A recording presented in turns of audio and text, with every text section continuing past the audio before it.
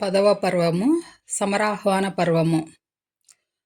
పాము పడగల నీడగా బడయజనునే రాజఛత్రాల రక్షగా భ్రాంతి అటవే. ప్రజల సొమ్మును ప్రజలకై వ్యయము చేయు ధర్మదాతలు దారుణీ ధౌలునన్నా. రాజు నుండి ప్రజలకు లభించే రక్ష గొడుగు మాదిరిగా ఉండాలి. అంటే ఆ రాజు పాలనలో రాజ్యం సుభిక్షంగా ఉండాలి అని అర్థం. ప్రజలు సుఖ సంతోషాలతో ఎటువంటి కష్ట నష్టాల బారిన పడకుండా ఉండాలని అర్థం. పరిపాలన అనేది పడగనీడగా ఉండకూడదంటారు. పడగనీడ అనేది ప్రమాదమే కదా ఎప్పటికైనా. అంతే కదా మరి, నిజమే కదా. బొక్కసాలు నింపుకోవడం కాదు కొందరిలాగా. ప్రజల సొమ్మును ప్రజలకై మాత్రమే వెచ్చించాలంటారు. అలా వ్యవహరించినప్పుడే వారు ధర్మప్రభువులుగా మన్ననలను అందుకుంటారని ముత్యమన ఆయన మనోభావనలను ఈ పద్య రూపంలో వర్ణించారు కవివర్యులు మాల్యశ్రీ గారు. మత్స్యవంశీయులు ఎంత తాత్విక ధర్మ చింతనాపరులో తెలుస్తోంది కదా. ఒకానొక సమయంలో యుద్ధ వ్యతిరేకతతో గాయపడిన మనస్కుడైన ముత్యమనాయుడు ఇక ముందు యుద్ధం చేయబోనని ప్రతినబూనతాడు. ఆ సమయంలో అతని మనసును కుదిపివేసిన తాత్విక భావనా లహరుల రూపాన్ని అద్దుకుని ఈ పద్యంగా పురుడు పోసుకుంది గ్రంథకర్త చేతిలో. కానీ రాజాజ్ఞ ప్రకారం యుద్ధానికి సంసిద్ధత తెలుపవలసి రావటం ముత్యమనాయన మనసును ఎంతగానో కలచివేస్తుంది. 11వ పర్వము దండయాత్ర పర్వము. అస్త్రశస్త్రాలు త్యజించి అంచితముగా శాంతహింసల మార్గాన సాగుచున్నాం. ముసలివాణిని పోరుకు మోహరింప చేసినారలు మీకు జేజేలు నేడు. ఎంత ముసలివాడినైనా నన్ను మీరు ఈరోజు అందరూ కలిసి యుద్ధానికి సంసిద్ధులను చేస్తున్నారు, యుద్ధ రంగంలోకి దింపుతున్నారు. మీ అందరికీ కూడా జేజేలు అంటారు. అంటే యుద్ధం చేయడానికి ఇష్టపడడు ముత్యమనాయుడు. అందుకనే బాధతోటి ఎవరైనా తిడతారు, కానీ తిట్టకుండా నిందించకుండా వాళ్ళకు ప్రతిగా జేజేలు పలికారట. ముసలివాణిని పోరుకు మోహరింప చేసినారలు మీకు జేజేలు నేడు. అగ్నిశర్మ అచ్చెన్నల కుయుక్తి గ్రహించలేని మేదినీరాయుడు శత్రురాజ్యంపై దండెత్తే భారాన్ని ముత్యమనాయకునికి అప్పగిస్తాడు. అటు రాజాజ్ఞను ధిక్కరించలేక, ఇటు మనోప్రతిజ్ఞకు వ్యతిరేకిగా మారలేక ద్వైధీభావ మనస్కుడైన ముత్యమనాయుడు వ్యతిరేక పరిస్థితులలో కూడా సానుకూల దృక్పథాన్ని ఏర్పరచుకున్న స్వామి భక్త పరాయణుడు. ముత్యముని పలుకుతో ఈ పద్యం అవతరించింది.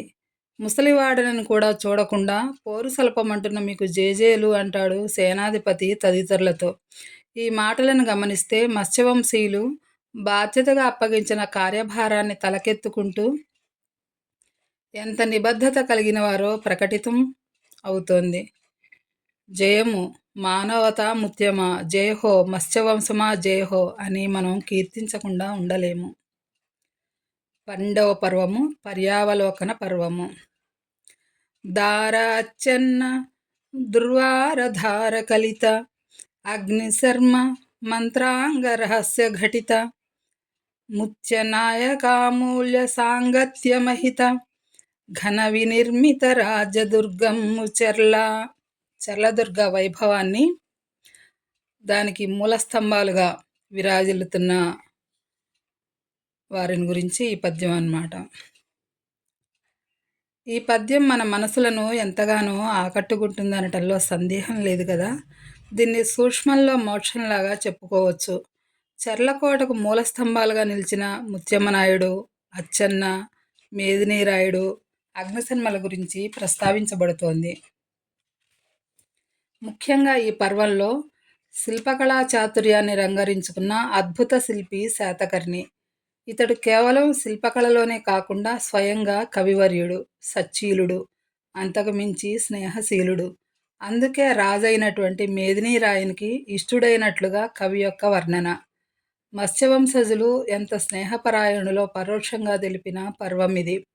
నాయకుడైన వానికి ఎలాంటి లక్షణాలుండాలో తెలుపుకునే తెలిపే చక్కని గ్రంథమిది. 13వ పర్వము ప్రతిఘటనా పర్వము. అగ్నిశర్మ కుతంత్రానికి బలై ప్రతీకారేచ్ఛతో రగులుతున్న రోహిలాలు చెర్లకోటను ముట్టడించగా చెర్లభటులు ధీరత్వంతో వారిని పారద్రోలిన వైనమే ఈ పర్వపు సారాంశం. కాగా రోహిలాలు వారు వేసుకున్న పాచిక పారనందున ఉక్రోషంతో ఉచితానుచితాలను మరిచిన వారై పశువులను ఇళ్లను నష్టపరచుటను స్వయంగా చూచి భీతిల్లినటువంటి ప్రజలు దూరతీరాలకు పారిపోయారని కవి యొక్క వర్ణన. ఈ సంఘటన రోహిలాలలో ఎంత రాక్షసత్వం దాగి ఉందో తెలుపుతూ ప్రతీకారం అనేది ఎంతటి నష్టాన్ని కలగజేయగలదో, దానివల్ల ఇతరులు ఎలాంటి ఇక్కట్ల పాలవుతారో తెలియజేస్తూ అటులే అయినది చెర్లకు అంటే ప్రతీకారం తీర్చుకోవడం కోసం రోహిలాలు ఎలాంటి చర్యలు చేపట్టారో అలాంటి స్థితే దాపురించింది చెర్లకి అని చెప్తూ అటులే అయినది చెర్లకు పటుతరమై రోహిలాల పగ ప్రతిచర్యై అటమట కలిగించెను సంకటమై జనులకు దురంత క్రౌర్యం బగుచున్. ప్రజలందరూ కూడా నానా ఇబ్బందులు పడాల్సి వచ్చిందట. ఎంత అధికారంలో పదవిలో ఉన్నప్పటికీ స్వయం బంధనాలకు లోబడి నడుచుకుంటే సర్వకాల సర్వావస్థల్లోనూ శ్రేయోదాయకమని పరోక్షంగా సందేశం అందుతుంది ఈ పర్వం ద్వారా. మరి ఏలికలందరికీ ఇది ఆదర్శమే కదా. 14వ పర్వము తంత్రపర్వము. అగ్నిశర్మ ఎలా కుతంత్రం పన్నగలడో అరటిపండు ఒలిచినట్లుగా వివరించేది ఈ తంత్రపర్వం. రాజుకు ముత్యమనాయునికి, రాజుకు శాతకర్ణికి మధ్య ఉన్న అభిమానాన్ని తుంచే నిమిత్తమై, అంటే ఒక రకంగా విభజించు పాలించు అనే విధానాన్ని అగ్నిశర్మ ఆదర్శంగా తీసుకున్నాడేమోనని అనిపించకమానదు ఒక్కోసారి. తన ఉనికిని కాపాడుకునే ప్రయత్నంలో తన పదవిని, తద్వారా లభించిన ఉన్నత స్థానాన్ని కూడా మరచి అగ్నిశర్మ వ్యవహరిస్తుంటాడు. అనుభవజ్ఞుడు, వివేచనాపరుడైన ముత్యమనాయకుడు ఈ విధానాన్ని ఈ విధంగా తెలుపుతున్నారు. బాధ్యత అన్నది కలిగిన వ్యక్తులెవరు పనికిరాని వదంతులు వ్యాప్తి చేయ పాల్పడరు, వానిని ఖండించి వాస్తవము నిలుపజూతురు వారల నీతిపరులు అంటారు రచయిత. సందర్భోచితంగా సమాజానికి వీరు తమ సందేశాన్ని వినిపించే తీరు ముచ్చట గొలపకమానదు పఠితులకు. బాధ్యత కలిగిన వ్యక్తులెవరూ కూడా వదంతులను అంటే పుకార్లను వ్యాప్తి చేయరు. ఒకవేళ అలాంటి పుకార్లు కనుక వచ్చినట్లయితే వాటిలో ఉన్న వాస్తవాల్ని క్రోడీకరించుకుంటూ అవాస్తవాల్ని ఖండించాలంటారు, నిజాన్ని నిలపజూడాలంటారు. అట్లా ఎవరైతే నిజాయితీని, సత్యాన్ని నిలబెట్టడానికి చూస్తారో వాళ్లే నీతిపరులు, వాళ్లే బాధ్యత కలిగిన వాళ్ళు అని పరోక్షంగా ఇక్కడ గ్రంథాన్ని చదివే పాఠకులకు, ఈ విశ్లేషణ వినే శ్రోతలకు కూడా చెప్పడం జరుగుతుంది. 15వ పర్వము ఆవిష్కరణ పర్వము. శాతకర్ణి చెక్కిన నంది శిల్పాన్ని ఆవిష్కరించే సందర్భంలో వానప్రస్థాశ్రమం నుండి మరలా చెర్ల రాజ్యానికి విచ్చేస్తున్న సింగమరాయల వారిని దర్శించుటకే రాజ్య ప్రజలు ఎంతో అభిమానంతో తరలి రావటాన్ని ఈ విధంగా పద్యవర్ణన గావిస్తారు గ్రంథకర్త మాల్యశ్రీ గారు. కళలనాస్వాదనము చేయ కానరాదు ధనులు బీదలు అని ఎడి తారతమమ్ము కళలకంకితమౌ కళాకారులకును అవని విశ్వజనీనతే ఆశయమ్ము. కళలను ఆస్వాదించడానికి ధనిక బీద అనే తేడా అనేది ఉండదు అని చెప్తూ కళాకారులు విశ్వశ్రేయమునే కాంక్షించాలనటం రచయిత యొక్క ఔన్నత్యాన్ని చాటుతుంది. అంతేకాదు చెర్ల ప్రభువులు కళాపోషకులు అంటూ వీరికి కళలను పోషించడం కొత్త కాదు, అంటే స్వతహాగా అబ్బినటువంటి సుగుణం అని చెప్తూ ఈ సుగుణాలన్నీ కూడా పుట్టుకతోనే వచ్చాయంటారు గ్రంథకర్త. చెర్ల విభులకు కళలు పోషించుటన్న వారసత్వమే నూతనత్వము కాదు. ఇదేమీ కొత్తగా ఆచరించేటటువంటి పద్ధతి కాదు. వాళ్ళకి వారసత్వంగా వచ్చినటువంటి సుగుణము. ఏంటా సుగుణం అంటే కళలను ఆదరించడం, కళాకారులని పోషించటం అనేది. చందనపు కొమ్మ వేరుగా సౌరభమ్ము దాల్చ పని లేదు. గంధపు కొమ్మకి వేరుగా పరిమాణాలను అద్దాల్సిన అవసరం లేదు. దానికి పుట్టుకతోనే ఆ చెట్టు యొక్క విశేషత అది. అట్లాగే చందనపు వృక్షం లాంటి వాళ్ళు ఈ చెల్ల ప్రభువులని పరోక్షంగా చెప్తున్నారు. చందనపు కొమ్మ వేరుగా సౌరభమ్ము దాల్చ పని లేదు, సహజ సత్వమునదియే. కళాకారులను ఆదరించి సత్కరించే విషయంలో వారి ప్రావీణ్యానికి ప్రాధాన్యం ఇవ్వవలెనన్న విషయాన్ని ప్రస్ఫుటీకరిస్తారు ఇందులో కవివర్యులు. ఇది ఎంత ఆచరణీయమో కదా. ప్రాంతీయ భేదాలకు తావీయరాదని పరోక్ష సందేశం అందుతుంది. 16వ పర్వము వీడ్కోలు పర్వము. సృష్టిలో తీయనిది స్నేహమేనోయి అనే నానుడికి అద్దం పట్టినట్లుగా అనిపిస్తుంది ఈ వీడ్కోలు పర్వాన్ని చదువుతుంటే. చర్లప్రభువులు శిల్పి శాతకర్ణికి వీడ్కోలు పలికే సందర్భంలో ప్రకటిత పర్వం ఇది. ఈ సందర్భంగా గ్రంథకర్త వెలయించినటువంటి ఒక సుమధుర పద్యాన్ని మనం ఆలకిద్దాం. కన్నులు బాష్పతప్తమై కంఠములున్ కడురుద్ధతంబులై క్రన్నన స్నేహ మాధురులు క్రందగజేయగ మానసంబులన్ మిన్నును మన్ను తాకినటు మిత్రులు నిర్వురు హత్తుకొనుచు తామిన్నగు మిత్రభావమున మించి రహించిరి చాలసేపుగన్.